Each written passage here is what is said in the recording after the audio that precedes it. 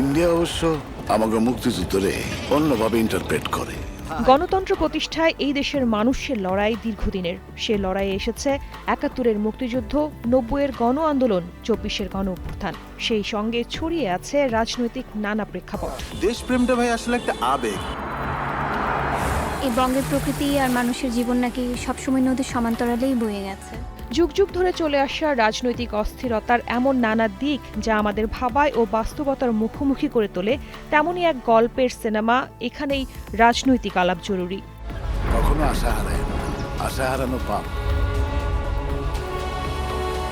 সিনেমাটি মুক্তি উপলক্ষে ২১ ডিসেম্বর সন্ধ্যায় বিএফডিসির ভিআইপি প্রজেকশন হলে আয়োজন করা হয় এক সংবাদ সম্মেলনের। সেখানে উপস্থিত ছিলেন সিনেমার নির্মাতা, প্রযোজক, অভিনয় শিল্পী সহ বিএফডিসির ব্যবস্থাপনা পরিচালক মাসুমা তানি এবং স্যাটেলাইট টিভি চ্যানেল বাংলাভিশনের অনুষ্ঠান প্রধান তারেক আকান্ত।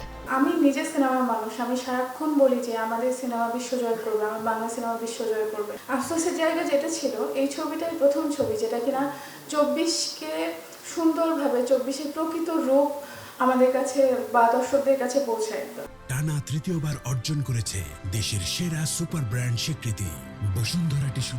রাজনীতিক আলাপ নিষিদ্ধ, that use to B the slogan.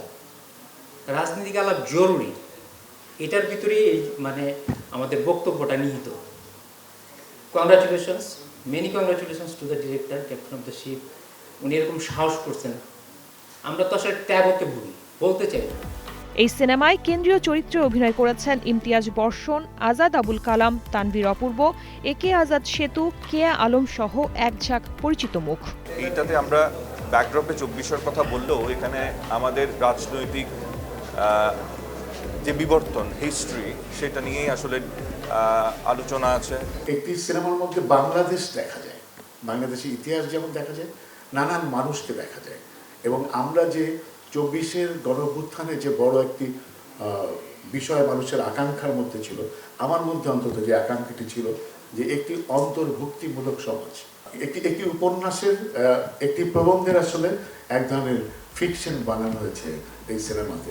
Talking trace প্রোডাকশনের ব্যানারে শ্যামল বাংলা মিডিয়া লিমিটেডের সহযোগিতায় নির্মিত এই চলচ্চিত্রের চিত্রনাট্য ও প্রযোজনা করেছেন খালিদ মাহমুদ তুর্য। পরিচালনায় রয়েছেন আহমেদ হাসান সানি।